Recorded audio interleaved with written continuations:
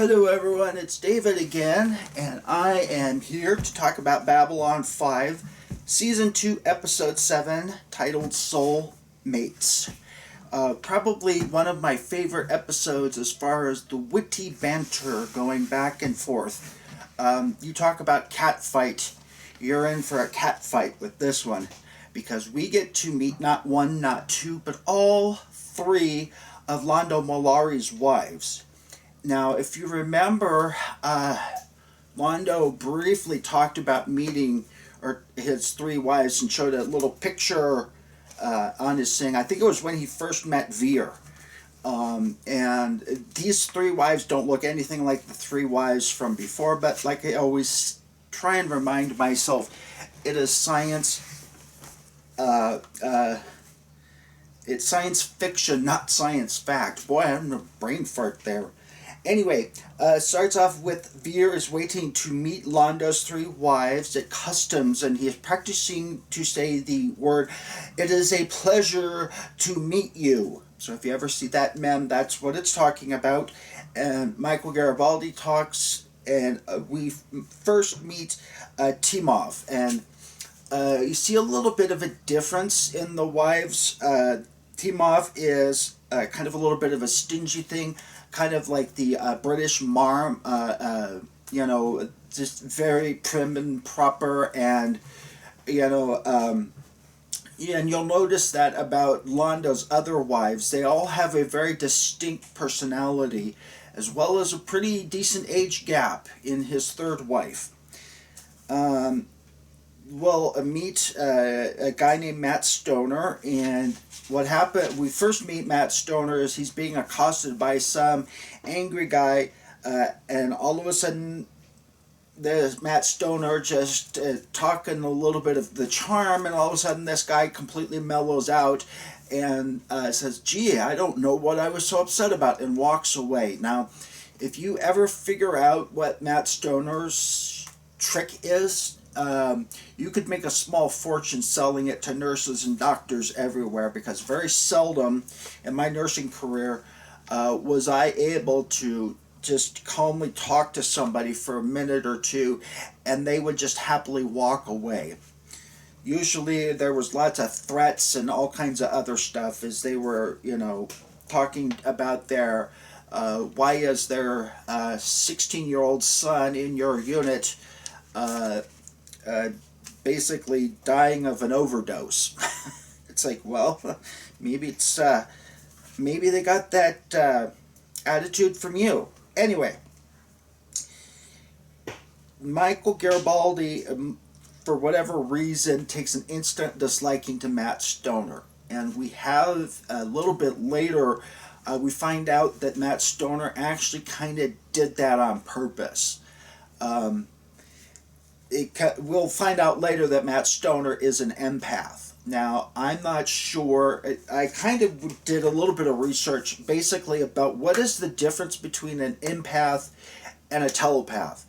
We're first introduced to empathy as an actual gift that some races may or may not possess, as our favorite Betazoid half-counselor, Deanna Troi. Though even though Deanna Troi did have some telepathic abilities, for instance, she was able to talk to her mother on the turbo lift with just psionic ability, without moving her lips at all. And so there are quite a bit of, when I looked through the literature about what is the difference between telepathy and empathy, a lot of people here in modern day times claim to be empathic. Well, I think a lot of it, like if you see a suffering puppy dog on the road, you're usually going to run and help that, poor puppy dog. When I was driving on many years ago in my county in Nowhere, Oregon, I came across a very severe motorcycle accident. A motorcycle had run into a 4x4. And the gentleman and his wife were severely injured. And of course it took one of the few counties and one of the few spots in America where there was no cell phone service. So of course here I am, I jump out of my SUV and the one time I didn't take my trauma kit, and I damn needed it, and I'm running forward, and here's all these people were stopping. Now, why were all these people so? Well, because they saw somebody in the road suffering, and so they got out of their vehicles to help. And it was, I mean, the traffic on both directions went up well over a mile, of people stopping to help and to wait for services to get there, and take these poor people to the hospital and airlifted to a trauma center. So, anyways, so I think everybody has an empathic ability. Some people claim it as a trait, kind of like Deanna Troi. They claim they're, like 1/10 beta Z or something like that. I'm not sure how that works. Also, it'd be interesting to know, because it seems like Loxana Troi, Deanna Troi's mother, also was more telepathic than empathic, because she was full-on betazoid, and she seemed to be able to read actual thoughts, like when that one fish species had encased their garments in explosive material, and because Luoxana was going through menopause, she couldn't read their thoughts, but as soon as she ended up snapping out of it, and these little fish people were caught and put into Enterprise's prison. But anyways, we find out a little bit later, Garibaldi was talking to Captain Sheridan about this guy, Matt Stoner. Well, Talia Winters walks in, and she's like, Matt Stoner? And he's like, yeah, do you know her? And she goes, only in the worst way possible. She goes, I was married to the guy. Well, and then all of a sudden we cue on over to the entrance.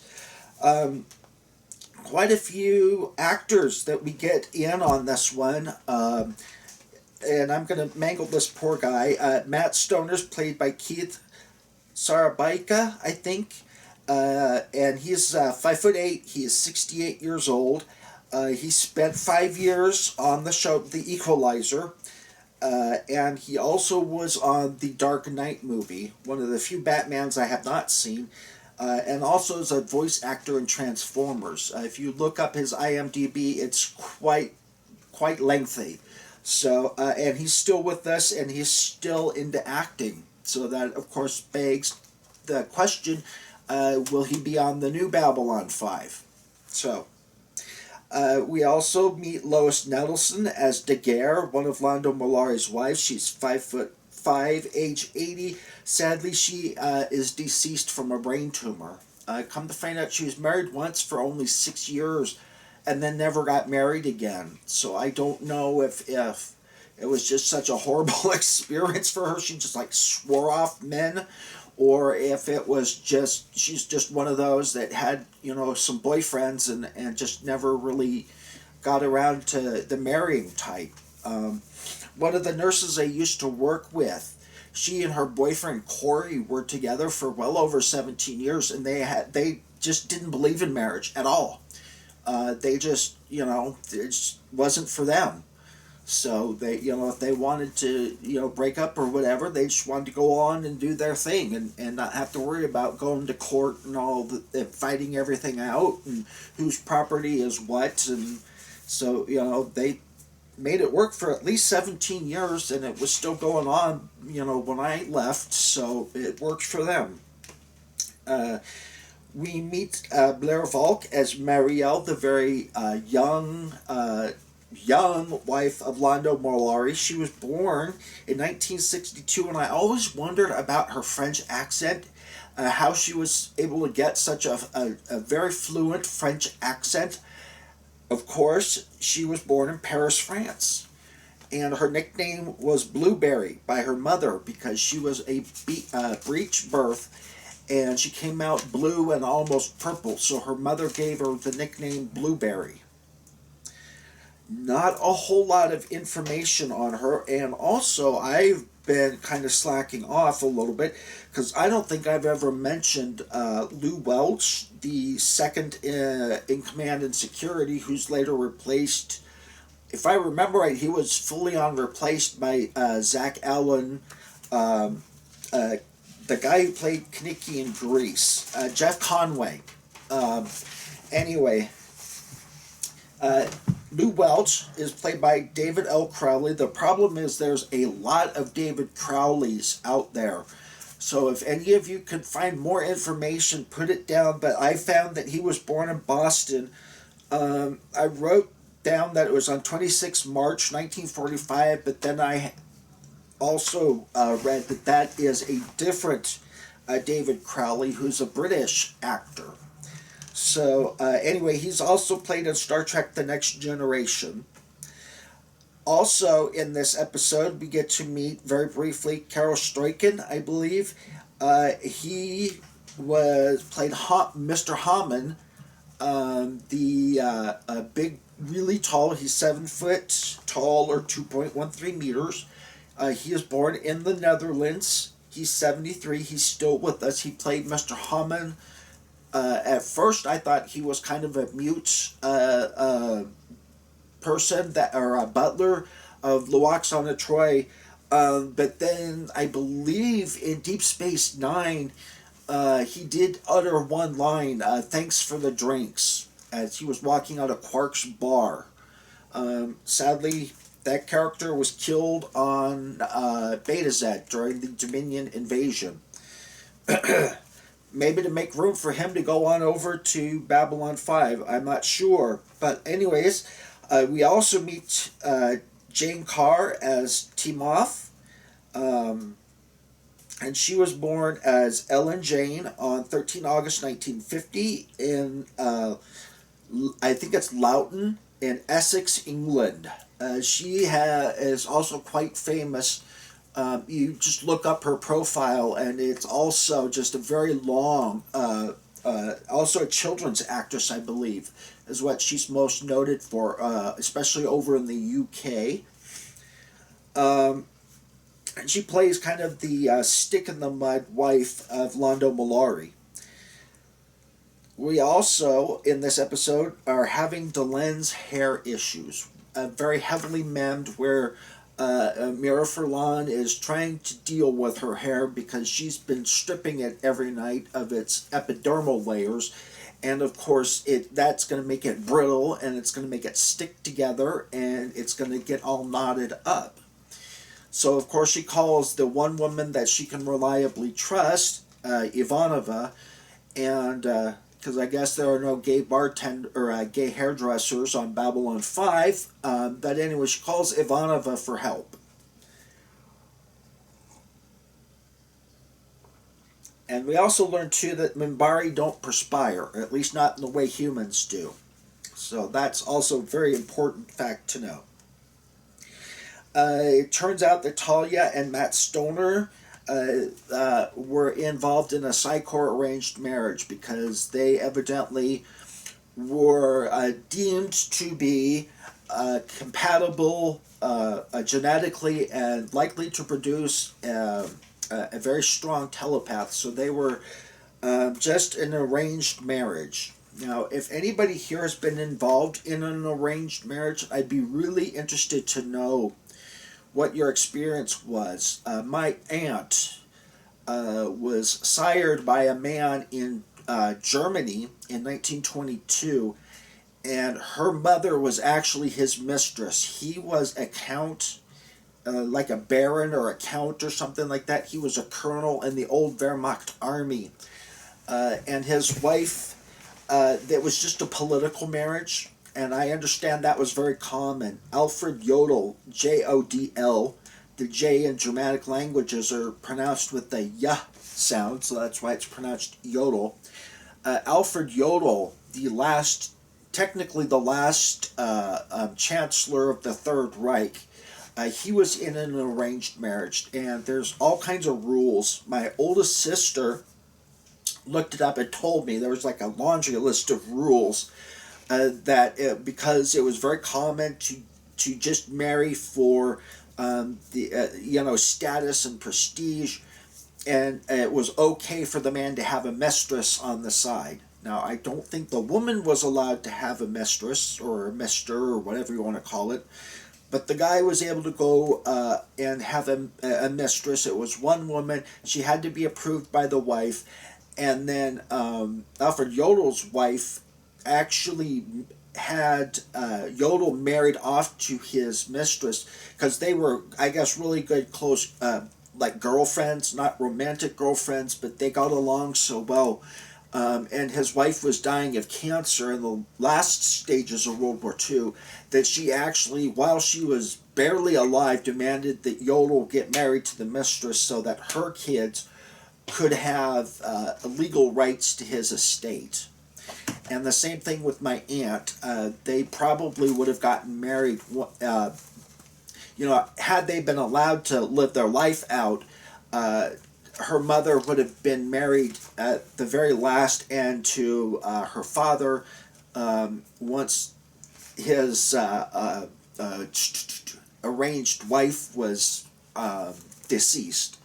So, but they never got that point because he refused to join the Nazis in the new army, and so the Gestapo shot him and stuck my aunt and her mother in the nascent Dachau concentration camp, which my aunt later escaped, and because she's a German national, she was able to hide out in a local farm. That was before Dachau became a death camp. So, very long, sorry, kind of a little bit off topic, but if any of you have had an arranged marriage, my understanding is on some parts of the world that is still common. Please comment on your experience down below. I'd really be interested to see what happens. I guess there are some tribes in the world where women are actually allowed to have multiple men. I believe some of the tribes in like Tibet and stuff like that, that's okay to have polygamous marriages, but I'm not sure if that's true or if I just heard that somewhere. But anyway, Talia and Matt were in a Psy-Corps arranged marriage, and Matt evidently lost his psych abilities. We now know later that the drugs that were given it transformed it from, he became, instead of a telepath, he became an empath, and was able to somehow control other people's emotions and feelings towards him.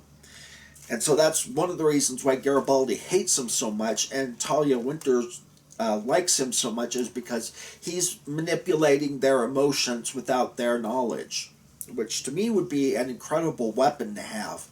I mean, if you can make someone, especially if you're like a nurse or a doctor, if you can make all your patients love you, that would be like the ultimate thing.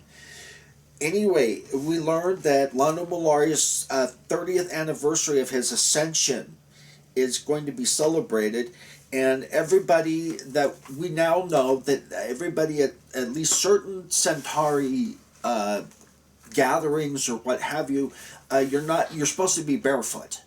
So, and Jakar shows up with shoes on, and most of the Centauri, Londo's wives are horrified by that. And we also learned that Londo has 3 wives. I guess they're only allowed 3 instead of the traditional 4, I believe, is what some cultures allow. But the Emperor has granted him a divorce of 2 of the 3 of his wives to ease up on his bank account, basically. Because I guess his women like to hit up, Saks Fifth Avenue and stuff like that. And they don't wait for the sale either. They just go in and pay full price. Anyway, Mr. Matt Stoner pawns off a Centauri artifact to the big tall trader who we all know has previously played Mr. Hammond on the Star Trek series. Lanier walks in, and Delenn is having her hair done up in curls by Ivanova, and he asks, is that painful? And she goes, laughs, it's oddly relaxing. So if you ever see memes with Delenn hair and curlers, that's where it comes from. Because if you kind of think about it, it kind of does look like a torture, that would be torturous to wrap someone's hair up in those things. Anyway, Mr. Matt Stoner gets on the nerves of Mr. Garibaldi and talks about Talia Winters and has anyone ever been the horrible ex to you, or have you been the horrible ex to someone? They get up in your ear and they talk about your ex, I was with your boyfriend before you were, and I was, much better, or, and made him hit the ceiling 5 times every night, and all of that. So I actually did try and play that once. Tried to go off on somebody about, and actually won the person back by doing it, and then they ended up being a putz and cheated on me just a few months later anyways, so ended up being for naught. So anyways, Timoff makes a comment to Marielle, the little French doll, who's married to Londo Mollari. She calls her the Iron Claw and the Velvet Glove. We also learn a little bit later that Mr. Stoner got out of Psi Corps because he lost his Psi ability. That's what we're led to believe, but we learn later that he was made an empath, and that he's basically on their books on the down low. So we find out a little bit later, and he wants to do the same for Talia. He knows that Talia doesn't like the Psi Corps, and he thinks that, or he tries to make her believe that he can get her out cleanly without any repercussions against her. And of course, she chops at the bit about that. So it kind of makes you wonder what Talia's, she's seeing the abuses and the other things that's going on. And so she's kind of like, yeah, evidently her control alternate thing hasn't taken over or doesn't influence her very much. Because she still has some pretty strong sentiment against Psi Corps. Let's see here. And Marielle ends up buying the statue from the trader, and of course this is the statue when it's being presented as a gift to Londo Mollari, ends up shooting two darts, poison darts, right in Londo's head. So Londo winds up at Med Lab, and we end up, Delenn talks about, later, she's talking to Michael Garibaldi about when Garibaldi was rebuffed again by Talia. She talks about that Minbari and some humans believe that souls travel together to relive the good times and right the bad times. You see a lot of Buddhist / Hindu mythology, and that's right there is practically a copycat of what any Buddhist would tell you. So evidently Michael and Talia were put together to try and right the wrongs of their past lives. And so he kind of leaves like, okay, something to think about. We learn as Londo's fighting for his life in Medlab, Timoff says to Dr. Franklin, it would interest you to know that I have the same blood type as Londo Mollari, because evidently if she gets more blood, that will counteract the effects of this poison, which I'm not sure how that works. Usually you have to filter it out, but what do I know? It's science fiction, not science fact. And we also learned that she was married to Londo for only 20 years, and 30 years was his ascension party, so she came along a little bit later in life, so maybe he was forced to settle down and get married, and because I don't know, isn't 16 the age of Centauri ascension? So he would have been about 26 before he got married to Timoff. So that gave him plenty of time to kind of go out and sow his wild oats, I guess. We also zoom over, and shockingly enough, Carr has obviously been feeling good, and he gives a drink to Marielle, Londo's youngest wife, and they seem to have had a relationship of some kind together. Marielle, as Londo told Captain Sheridan earlier, Marielle is drawn to men in power. So, do any of you know any women like that? Monica Lewinsky? It could be drawn to, you can make that comparison. Even though she knew the president was married, she still had an affair with him.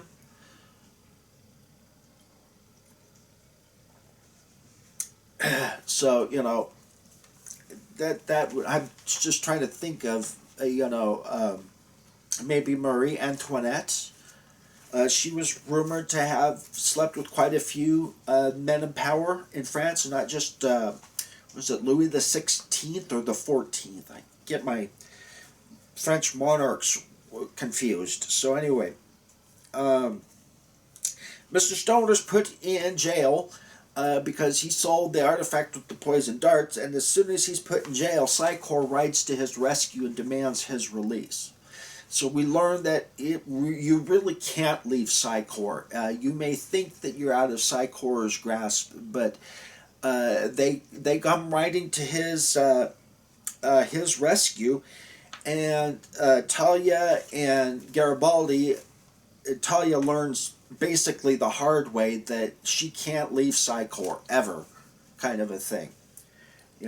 She's going to have to do something more than marry Matt Stoner. She's going to have to become aide to the Vorlon ambassador. But what the hell do I know? We zip on out at the conclusion of the episode. Timoth is kept as Londo's wives because he basically said, look, at least with you, I'll always know where the knife is coming from, kind of a thing. And of course, we're never heard from her again. So even though Veer gave her Londo's itinerary, we just never hear from her again. At the very, very tail end, Ivanova's like going, okay, you have any other questions for me now that I've helped you with your hair? And Delen's like, yeah, I'm having these odd cramps. And women everywhere on this planet will know those odd cramps. You get them about once a month usually. From about the age of 10 to the age of 40-something. Anyways, one of my more favorite episodes, a lot of the cat fighting back and forth between Londo's wives is quite interesting. And you get to see you have Timoth, the prim and proper British housewife. You have Daguerre, the American housewife. And you have Marielle, the seductive French. On the May-December scale of things, Londo is December and Marielle is definitely May, if you were to call that kind of a relationship. So anyways, lots to talk about in the comments below. We're up to 40 subscribers now. Yay! So let's make it 50 by the end of this month and 100 by the end of Christmas. I think that's very doable.